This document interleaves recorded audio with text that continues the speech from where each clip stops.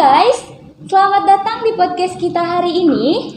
First time banget nih ketemu saya, Syifa Aulia dari semester 3 Prodi Sistem Informasi. Berhubung ini sebuah hal yang sama, first time.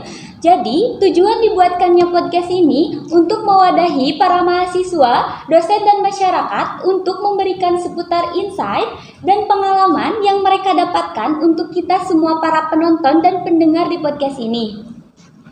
Oke, kita bahas lebih lanjut mengenai hal ini dengan orang yang sangat mencintai alam dan ternyata dia adalah seorang mahasiswa juga di STIMIK Jabar.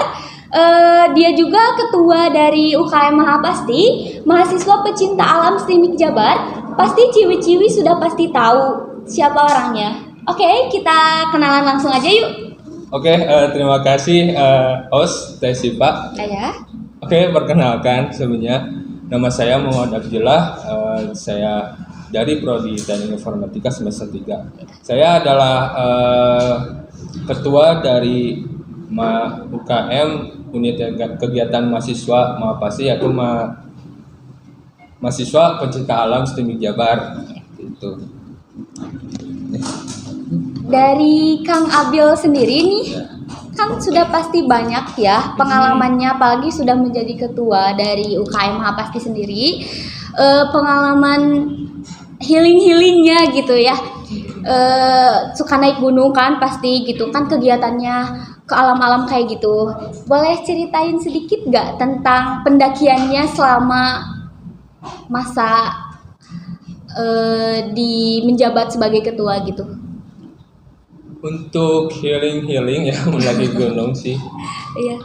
Memang sekarang sih mungkin masih kebilang kehitung ya untuk dari UKM Mahapasti pun untuk mendaki ya seperti camping atau hiking, karena memang dari kita pun masih ada yang banyak kesibukan lah ya, dan kita pun masih banyak kesibukan soal masalah tentang bagaimana kita harus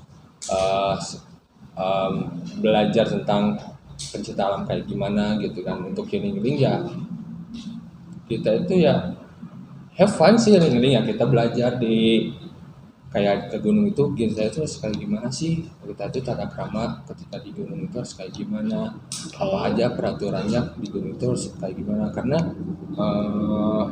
gunung itu disebut adalah tempat yang sakral lah sebutnya kalau untuk masalah ke hal yang mungkin berbau-bau mistis, mitos atau gitu. kayak gimana. Tapi ada gak gitu ke gunung mana gitu?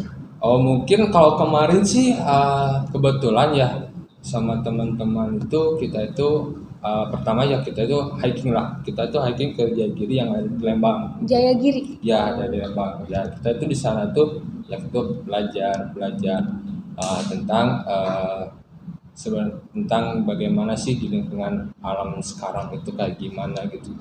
Berarti kita survei lah ke sana itu apa aja sih yang ada di Jayagiri itu, Gunung Jayagiri itu bagaimana sih keadaannya dan apa aja yang harus dipelajari gitu. Lebih ke menikmati aja sambil ya have fun sambil kita belajar juga seperti itu. Kira-kira itu luas sama tingginya gimana ya? Untuk pemula cocok nggak gitu kalau untuk naik ke gunung itu? Sebenarnya mah untuk pemula itu sebenarnya memang cocok gitu untuk pemula gitu, untuk misalnya untuk kayak camper ya kayak mendaki lah cocok lah untuk pemula. Dan mungkin sebenarnya untuk pemula pun bisa juga ketika kita naik gunung yang lebih tinggi gitu kan, bisa juga gitu kayak ke lebih dari 3.000 kayak gitu kan tingginya MDPL gitu, bisa juga untuk pemula. Cuman memang harus ada pendamping gitu ya? Ya ada pendamping dan ada lebih ke kayak mereka tuh udah paham bagaimana sih kita itu di kayak gunung itu harus kayak gimana sih sopan santunnya kayak gitu. Terus kita itu bagaimana sih tata caranya, hal terkecil pun kalau dari dunia pendakian itu seperti kita kan ngelangkah naik itu ada tata caranya juga, turunnya juga ada tata caranya juga. Terus ketika beban pun ada tata cara juga kita itu harus kayak gimana sih posisinya seperti itu sih. Ya, juga itu. Jadi nggak sembarangan gitu. Ya, Nggak sembarangan kita pengen naik gitu. Ya, jadi nggak sembarangan gitu kita harus naik ya. Misalnya ke teman-teman kita harus langsung kita mendaki gitu kemana gitu kan. Tapi tidak ada persiapan gitu, tidak ada tidak ada ilmu gitu dari gimana kita itu cara mendaki, gimana kita di sana itu kayak gimana, terus apa aja yang harus resikonya ketika di gunung itu kayak gimana sih seperti itu. Tapi tanggapan Kang Abil sendiri nih gimana? Semisal ada pemula nih yang naik gunung gitu, tapi dia tuh takut dingin gitu, bukan takut dingin, lebih ke alergi dingin. Gimana itu tuh caranya? Tapi kan masa kita langsung pakai selimut berlapis-lapis naik gitu kan ribet gitu. Gimana gitu? Ya. Sebenarnya gini, untuk masalah kayak kedinginan lah gitu kan, takut kedinginan atau alergi apa gitu kan. Sebenarnya kita itu memang ada ya untuk alergi kedinginan lah. Dan untuk misalnya takut kedinginan, ini nggak usah naik gunung kalau misalnya takut kedinginan, karena itu sebuah resiko. Karena memang dalam pendakian pun kita tuh harus tahu resikonya kayak gimana, dan kita itu harus tahu cara kita nanggapin resiko itu harus kayak gimana. Ketika kita kedinginan, kita harus apa nih? Justru ketika kita dalam situasi misalnya kayak tersesat atau kayak ketika ngedaki capek, harus kayak gimana sih tindakan kita terhadap diri kita gitu ya. Seperti itu sih. Dan untuk alergi mungkin ya bisa bawa obat pribadinya alergi kalau dingin, dan karena mungkin untuk bisa beradaptasi juga, karena memang di gunung itu soalnya saya juga berpengalaman ya soal masalah alergi dingin itu. Dan saya memang belajar juga untuk bisa menyatu dengan lingkungan alam sekitar itu kayak gimana gitu, beradaptasi lah seperti itu. Dan kesini enggak alergi dingin lagi sih, enggak. Biasa Jadi beradaptasi, keseringan kita beradaptasi pasti enggak akan ada alergi. Dan itu biasanya mah gimana ya, terlalu memikirkan gitu, tergantung mindset ya, berarti tergantung ya. mindset gitu. Seperti itu. Berarti kalau untuk pemula tidak untuk disarankan ya, apalagi kalau misalnya kita memiliki riwayat penyakit itu gitu, tidak disarankan untuk. Ya, tidak disarankan ya, seperti penyakit jantung atau asma itu memang tidak disarankan gitu kan.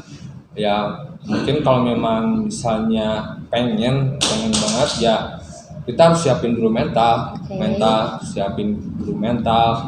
Gimana kita harus tahu dulu jalur treknya itu kayak gimana sih di gunung itu, terus lingkungan cuacanya harus kayak gimana nih gitu kan, seperti itu ya. Itu bisa jadi acuan juga, misalnya kayak yang punya asma atau punya jantung bisa juga untuk ikut serta untuk misalnya mendaki, dan terutama ya bawa obat pribadinya seperti itu. Harus lebih diawasi lagi mungkin ya, lebih safety first lah gitu. Oke nih, baik. Kan pasti Kang Abil juga tahulah yang viral sekarang di sosial media tentang kebakarannya Gunung Bromo. Itu gimana ya maksudnya? Tanggapan Kang Abil sendiri gitu. Tanggapan saya tentang Gunung Bromo kemarin kebakaran ya, karena terjadi ulah manusia yang tidak bertanggung jawab lah.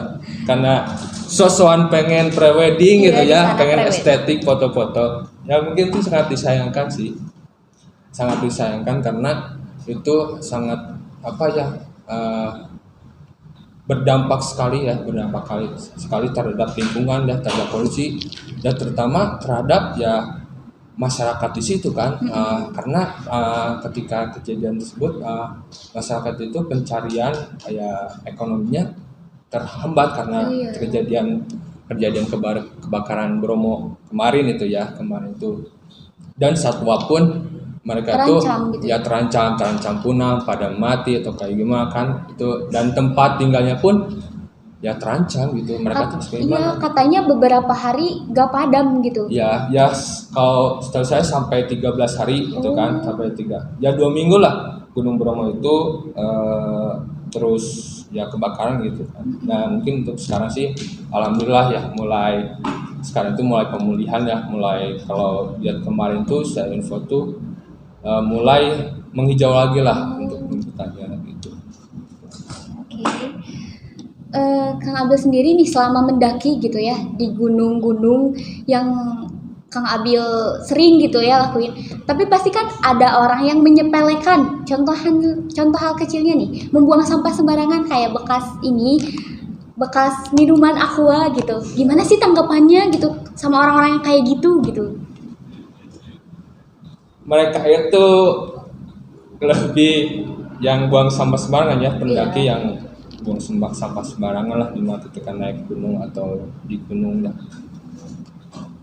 Tidak ada rasa kepedulian terhadap lingkungan sekitar dan mereka pun tidak ada rasa kepedulian terhadap diri kita sendiri. Gitu. Dan diri orang tersebut ketika buang sampah gitu. Karena gini, ketika kita buang sampah itu akan meskipun hal terkecil lah seperti plastik yang kecil itu akan berdampak besar terhadap lingkungan dan akan berdampak besar terhadap diri kita sebagai Sulit manusia. terurai juga kan ya? Sulit terurai juga gitu kan. Karena hal itu karena berdampaknya terhadap ekosistem tentang ya tanaman di sana kayak gimana, tentang satwa kayak gimana kan tempat-tempatnya kan gitu kan. Jadi terancam juga dan hal itu bisa menyebabkan juga terjadinya kebakaran seperti di Gunung Bromo tersebut kan gitu. Nah itu memicu juga hal seperti itu gitu kan. Dan masih banyak sih yang aturan-aturan yang memang suka para pendaki disepelekan gitu, bukan hanya tentang membuang sampah gitu. Masih banyak. Baik, dari Kang Abil sendiri nih, ada pesan nggak untuk kita semua gitu? Bagaimana sih kita menjaga lingkungan dengan baik gitu, apalagi alam yang banyak didatangi semua orang gitu, contohnya gunung gitu. Ya. Mungkin untuk pendapat saya untuk mengenai bagaimana sih cara kita menjaga lingkungan, bagaimana sih? Mungkin kembali lagi kepada diri kita sendiri saja sih. Kita hidup itu di mana sih sebenarnya? Kita harus tahu dulu dasarnya di mana kita itu hidup di mana. Kita itu ketika makan, ketika kita tinggal, kita itu bahan-bahannya asalnya dari mana? Gitu. Ya seperti contoh apa? Ini meja. Meja kan terbuat dari kayu dan kayu itu dihasilkan dari pohon, gitu kan.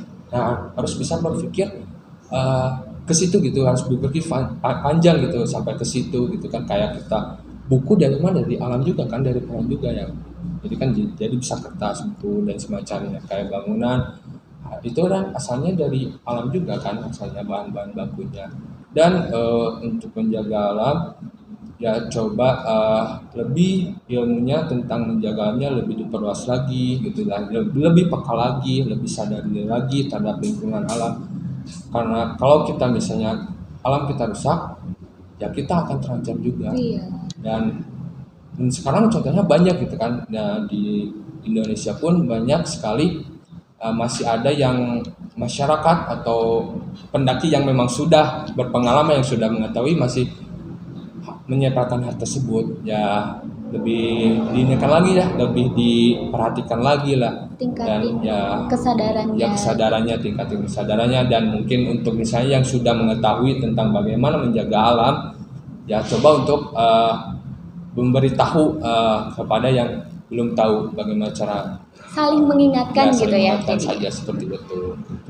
Dan karena alam adalah sebagian dari kehidupan kita, karena alam adalah sebagian dari jantung kita diri sendiri gitu kan. Seperti itu. Jadi kesimpulannya, mari kita mulai diri sendiri dan melakukan tindakan nyata untuk mencintai lingkungan alam. Terima kasih telah mendengarkan podcast hari ini. Semoga informasi bermanfaat dan dapat menginspirasi kita semua. Sampai jumpa di podcast selanjutnya.